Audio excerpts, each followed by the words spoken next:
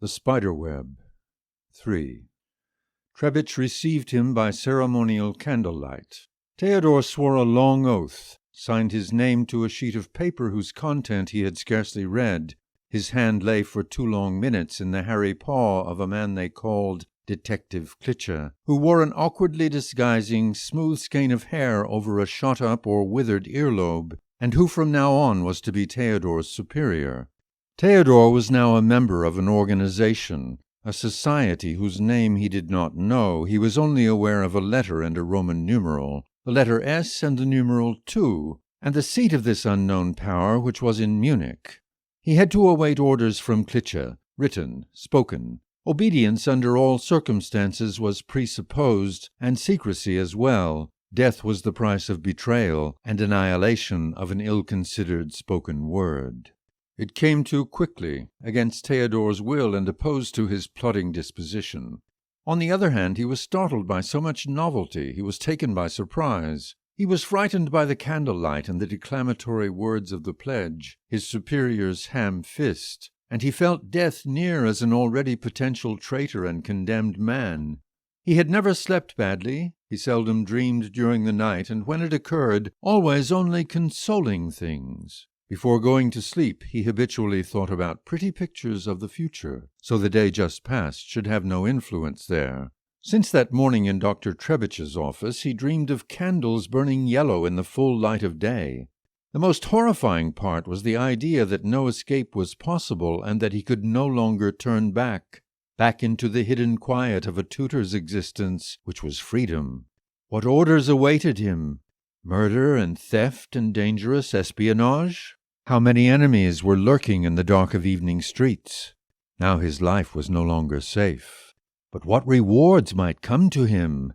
I'm breaking out of the time that took me captive, the sunless dungeon of this existence. I'm throwing off the oppressive yoke of those days, climbing upward, smashing through closed portals. I, Theodor Lohse, an endangered but also a dangerous man, more than a lieutenant, more than a victor on a trotting steed between columns of acclaim, savior of the fatherland, perhaps.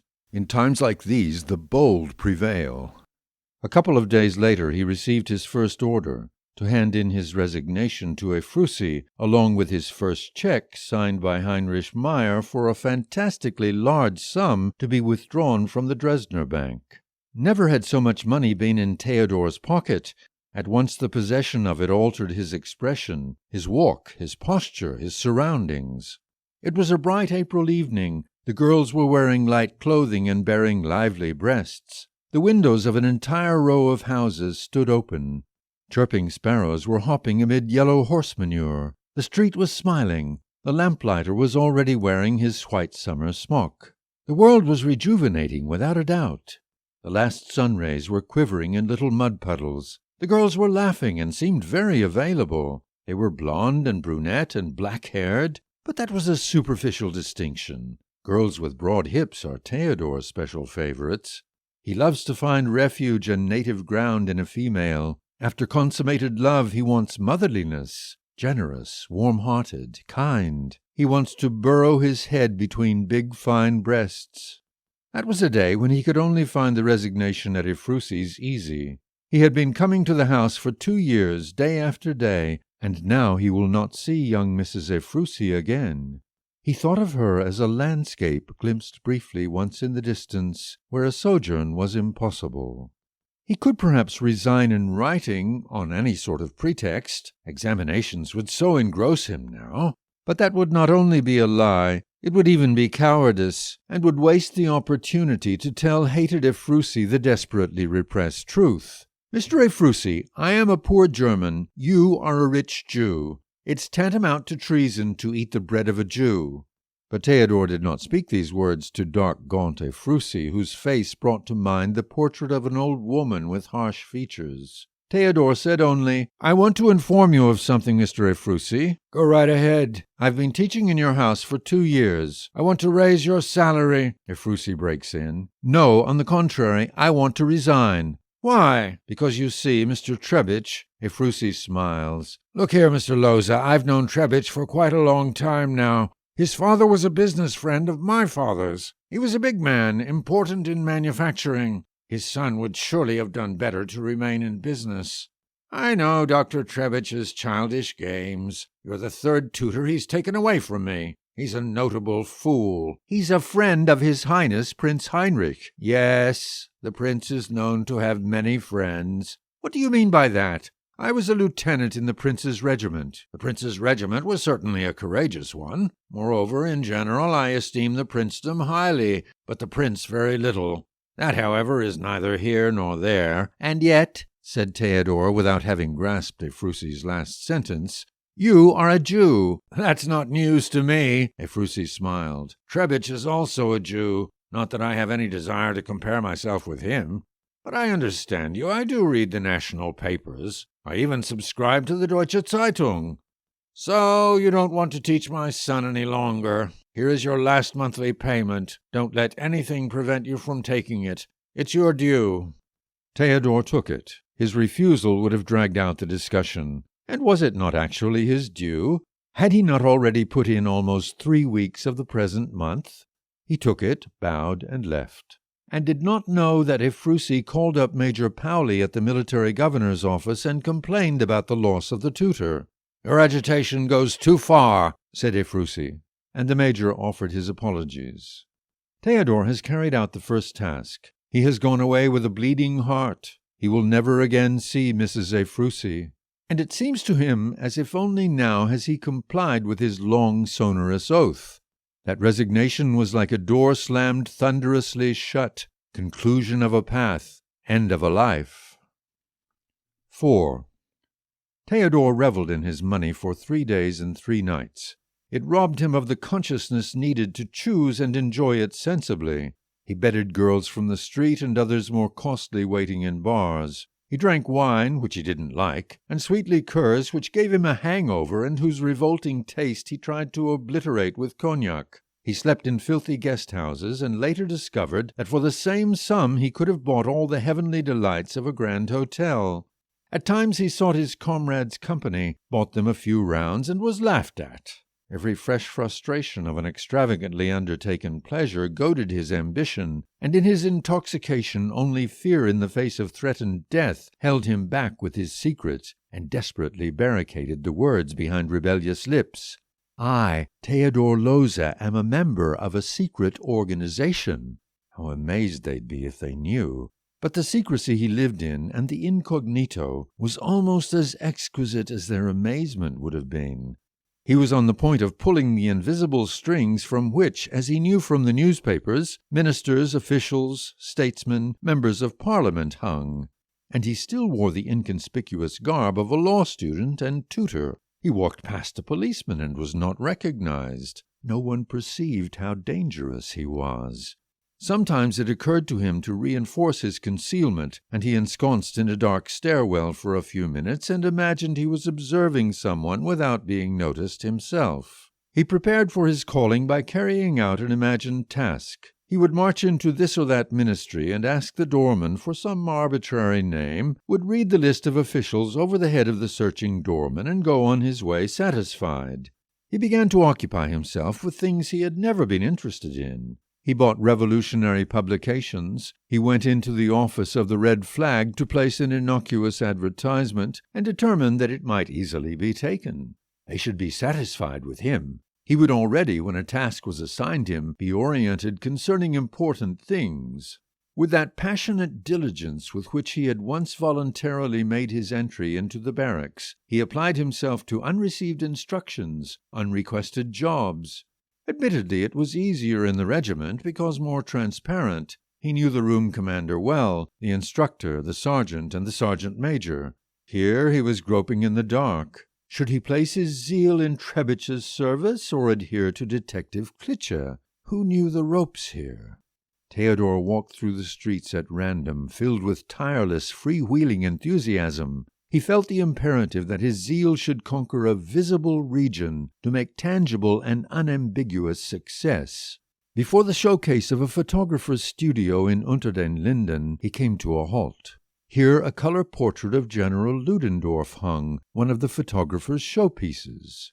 Theodor had always endeavored to establish some sort of contact with the great and the greatest. Beginning in school, through all manner of shows of service and respect, he had persuaded the teacher to entrust him with some sort of personal task during the breaks. In the war, he had become the colonel's adjutant within a few short months. And at the sight of Ludendorff's portrait, Theodor got the notion to apply his old method and forge a connection with the general. His heart quickened, his blood pounded against his temples, as if he were standing before the general in the flesh, not a mere photograph. And Theodor made his way to a café and wrote a deferential letter to Ludendorff in Munich, without a more detailed address, trusting in the general's popularity and the reliability of the postal service. And it happened that, in fact, Theodor received an answer. He read and swelled with each of the short metallic words. "Dear friend," the general wrote, "I like you. Work diligently with God for freedom and fatherland. Yours, Ludendorff." Theodor read the letter on the streetcar, at the stop, in the lecture hall, and while he was eating. Indeed, amid the throng on the streets, he was seized by a craving for the letter. It drew him over to one of the benches on the edge of a lawn where he would never have sat, out of repugnance for such plebeian seating inhabited by people of a lower stripe. Today he was many miles distant from the people he shared the same bench with. He read the letter and wandered on, only to sit himself down again 10 minutes later. Like a pious Bible interpreter in the text of the Holy Scriptures, so Theodor ever and again found new meaning in the general's lines. He soon became convinced that Ludendorff knew of Theodor Loza's having joined the secret organization. Trebitsch must have informed him. Wasn't Theodor a personal friend of the prince's? 8 days had passed between sending the letter and receiving the answer. Therefore Ludendorff had inquired in Berlin. "My dear friend," the general wrote, "this is how a man writes to one who promises more than he has yet achieved." Theodor made his way to the Germania, where the Germanic scholar Spitz was giving a talk on race problems in the reading room. Wilhelm Tiedemann and others from the Alliance of German Law Students were present. Tiedemann read the letter first. Theodor could rely on his insight. And Tiedemann was convinced as well, like Theodor, that Ludendorff must already have known of his new friend's identity for quite some time. They all said so to Theodor. They were all his friends. Love streamed in his direction from all eyes. He heard each single heartbeat, and the pounding of their hearts was the language of friendship. He stood them to drinks. He laid his arm on Tiedemann's shoulders. They drank at Theodor's expense. They gave him 3 cheers. He talked a lot, and still more occurred to him. As he left, he bore from there the powerful sound of his own words. The following morning brought him a summons to Detective Klitsch's office. He shouldn't have written any letter, to Ludendorff least of all. Much less should he have talked about it. He was certainly not the only member of the Alliance of Law Students who belonged to the organization, and every word he had spoken the day before had been conveyed to Klitsche. "Give me that letter," said Klitsche. Theodor turned red. Flaming wheels circled before his eyes. Suddenly he was the little raw recruit standing in the barracks quadrangle. He assumed the regulation position of attention. He was a little raw recruit staring at a corporal's button. He handed over the letter. Klitsche put it away. He ordered, "Get undressed." And Theodor undressed. As if it were perfectly natural, he undressed. He considered that he must obey Klitsche. And slowly and indifferently he got dressed again, as slowly and indifferently as in his room in the morning, like every day. It was spring in the streets. Boisterous birds were chirping, streetcars rang, the air was blue, women were wearing light clothing. Theodor would have liked to be a sick little boy and lie in his bed. He drank in second-rate schnapps bars and slept with girls from Potsdamer Platz because his money was running out. And when he had nothing more, he felt the gaudy coloration of the street 1,000 times more strongly, and his own smallness. And he forgot the encounter with Klitsche as he had buried the one with Prince Heinrich. The way led up steep slopes and into deep hollows. 5. His way led for a time to the painter Kloften's apartment. Theodor called himself Friedrich Trottner and was a comrade from Hamburg. He viewed modern paintings at Kloften's, blustering explosions of color, yellow, violet, red. His eyes hurt when he turned away from the paintings, as if he had looked into the sun. Theodor said, "Very beautiful." His admiration sufficed for all of them and served in place of identification. They addressed him as Comrade Trottner. He bore his new name ardently. He who was surprised, potentially unsettled by every novel situation, now invented situations himself. Adventurous prison breakouts, sudden flights from discovered informers, skirmishes with police and students. Theodor grew into Friedrich Trottner. Through the body of this character that he played went the way to reputation and prestige. It was like a corporal's rank in the military, which you had to endure to the end before you could progress. He had soon come through it. He took pains to be worthy of it, but only that he might cast it off. Theodor met new people. The Jew Goldscheider, who preached kindness and quoted the New Testament at every opportunity. Was he a Bolshevik or only a Jew? Goldscheider himself told of his stays in madhouses. He was certainly foolish. He sometimes spoke incomprehensibly. The others pretended to understand.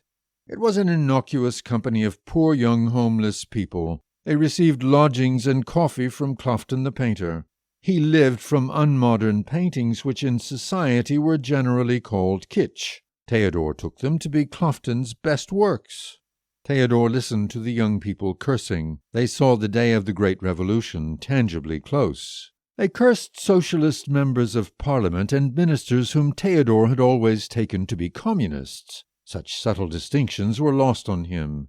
Clofton the painter made Theodor's portrait. He was revolted by his own image, as if he had looked into a frightful mirror.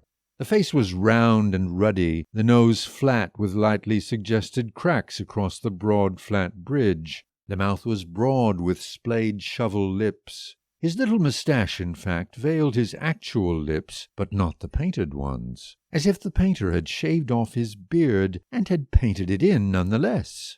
"It's a botched job," thought Theodor. The painting hung in the living room and betrayed him. Everyone who saw the portrait became taciturn and observed Theodor surreptitiously. He felt almost unmasked and would have fled from the painting had not the young communist Timme come on the scene. Timme had some gelignite stored in the cellar of a restaurant owner who could be trusted. He wanted to set it off in the service of the revolution. He talked about the imperative of a new revolutionary action and found consent from all of them, from Theodor enthusiasm. Theodor listened with 1,000 ears. He would have liked to have 1,000 arms ready. He recalled that spider in his boyhood summer holidays, which he had fed every day with captured flies. The breathless waiting for the animal's rapid clambering, its seconds-long stealth, the final deadly approach, which was a crouch, a leap, a fall in a single movement. So he sat now himself, prepared in a crouch, resolved to leap. He hated these people, did not know why, and by his own means conjured grounds for his hatred. They were socialists. They had no fatherland. They were traitors. They were in his power. Oh, he had power over 5, 6, 10 people. Again he exercised might over people. Theodor Lohse, tutor, law student, humiliated by Detective Klitsche, abused by the prince, betrayed by his comrades. They all saw the fire in his eyes, his flushed cheeks. He regarded Timme, famished young Timme, a glass-blower with obvious tuberculosis. He bore dark death in his deeply shadowed eye sockets. He regarded Timme as his prey, his man, his possession. He savored his concealment like a rich food. He drew back into the darkness. He spread his fingers inside his trouser pockets. He bent his body forward. He took on, without realizing it, his spider's stealthy posture. They bickered over the object of their attack. Some wanted the Parliament building, others police headquarters. Others advocated the Kaiser Wilhelm Memorial Church. Goldscheider stood with wide-open arms and begged and pleaded with them to give up on the gelignite. He had removed his glasses, and his bearded face appeared helpless and lost and calling for deliverance. Who should carry out the action? They agreed on drawing lots. It fell to Goldscheider. Theodor went out. Late in the night he left the house, strode through the dark, noisy Tiergarten to find Trebitsch. He ran along the last avenue as if he were being followed, dodging into the darkness of shadowing trees. He did not want to wake anyone. He threw a small stone against Trebuchet's lighted window. He entered and looked behind the door. He described an immense danger which was hovering over him. Informers had followed him here, he said, communist spies. On the way he had leapt onto a bus. They had picked up the scent of who he was. They already suspected that his name was not Trottner. And as he was telling this, his fear mounted. He no longer lied with foresight, but described his anxious imaginings. "Gelignite," he said softly, and looked to the door. "He must not disrupt their plans," said Trebitsch, tranquil and smiling as always. He furrowed his beard with outspread fingers as with a comb. After the attack, and hopefully it would come off, the police must be alerted. Theodor returned to Peter Clofton's just before 4 o'clock. They had settled on the Victory Column. 2 of them had the gelignite in a cab. Timme bored a hole in the small box. Timme, Theodor, and Goldscheider drove to the Victory Column. Timme and Theodor waited at a safe distance. Then came Goldscheider. They left, all 3, taciturn and bitter. A quarter of an hour after Goldscheider had lighted the fuse, Theodor notified the police. Within a few minutes a mishap was going to occur. Gelignite was set directly behind the grill around the Victory Column. Then Goldscheider went back to Clofton's apartment. The police stopped him, bound him swiftly and soundlessly. The prisoners came out of the room, friends bound together in pairs. Beside the police commissioner stood Trottner, Comrade Trottner. They all spat in his face at once, as if on command and before anyone could stop them. Theodor wiped off the spittle with his handkerchief. He laughed. He laughed short, loud and deep. It half sounded like a cry. In the corridor, the policemen's glaring lamps were switched off. The symmetrical trot of the 10 prisoners was heard from the street, and the light metallic noise of the handcuffs clashing against each other.